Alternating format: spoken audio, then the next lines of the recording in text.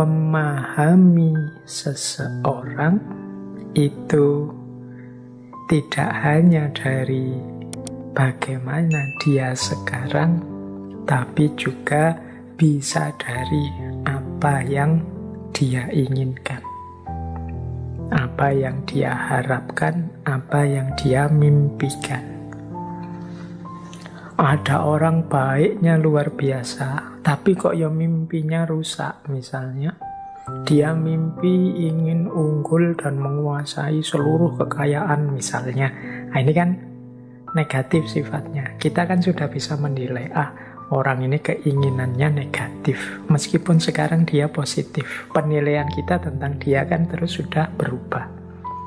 Jadi mimpi pun atau harapan pun itu sesuatu yang bisa kita pakai untuk mendefinisikan seseorang.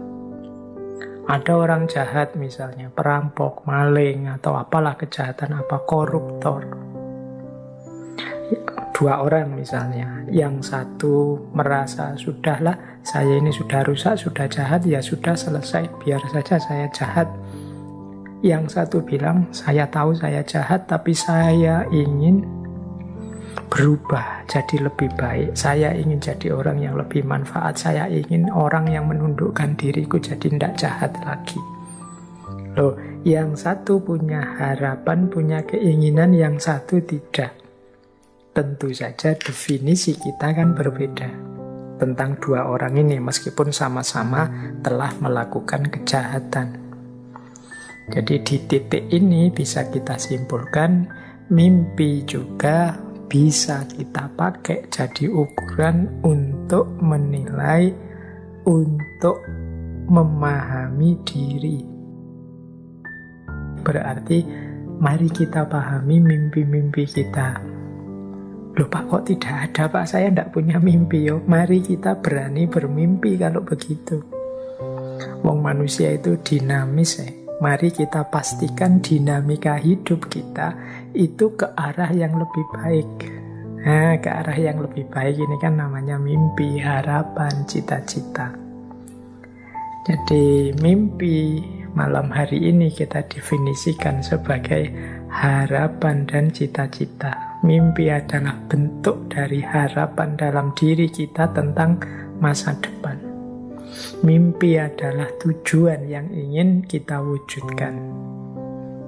Mimpi adalah dorongan dalam diri kita, motivasi dalam diri kita untuk berusaha, untuk mencapai sesuatu, meskipun banyak kesulitan. Jadi disinilah pentingnya mimpi. Kalau tidak ada mimpi, tidak ada harapan, tidak ada cita-cita, tidak ada keinginan, dunia ini pasti tidak berkembang. Dunia ini jadi sedahsyat ini hari ini itu pasti lahir dari mimpi demi mimpi yang terwujud. Baik, jadi disinilah pentingnya mimpi. Dengan mimpi kita jadi paham orientasi hidup kita. Dengan mimpi kita jadi tahu orang seperti apa kita. Ketika kita punya mimpi-mimpi terus kita baca, oh ternyata keinginanku itu ini. Oh ternyata aku ini lebih mengutamakan karir pekerjaan dibandingkan pasangan. Oh ternyata aku ini lebih mengutamakan kekayaan daripada jabatan misalnya. Oh aku ini orang yang agama nomor 1, kalau jabatan nomor 2. Ini kan bisa kita deteksi dari mimpi-mimpi dan harapan kita.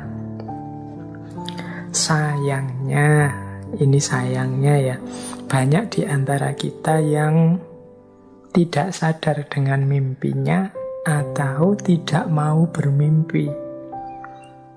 Seperti saya bilang, banyak orang yang pokoknya mengalir saja lah Pak, dijalani.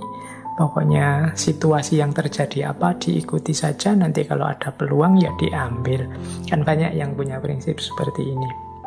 Padahal kalau kita punya cita-cita, kalau kita punya mimpi, ini kan alamat kita akan serius berjuang, berusaha mewujudkan mimpi itu. Kita tidak akan mau mengalir saja. Kita ingin hidup ini versi yang kita inginkan. Jadi penting bagi kita untuk sadar apa keinginan kita, kemudian mau berjuang mewujudkannya. Itulah namanya mimpi. Ya mungkin memang kadang-kadang karena dorongan situasi tertentu kita ini tidak berani bermimpi. Sebenarnya kalau kuliah jurusan saya ini Pak, bisa sih Pak, di antara profesi yang ditawarkan untuk jadi dosen misalnya, untuk jadi diplomat, duta besar misalnya, itu kalau di rumusan kurikulumnya begitu Pak. Tapi kok saya tidak berani Pak matok jadi duta besar, matok jadi dosen misalnya. Wong saya itu orangnya begini. Itu kan menunjukkan kita tidak berani, bermimpi saja tidak berani. Mungkin karena situasi hari ini yang membuat kita pesimis.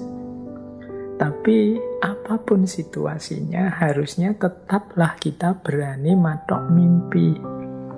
Atau kalau tidak mau pakai istilah mimpi, cita-cita wis.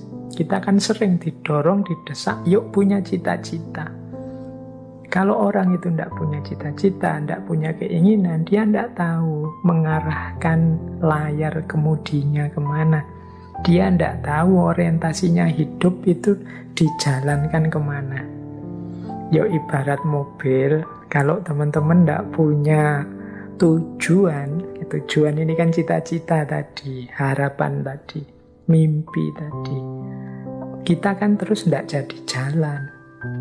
Kalau jalannya asal saja, ya kita tiwas kehabisan bensin, tapi tidak meraih apa-apa.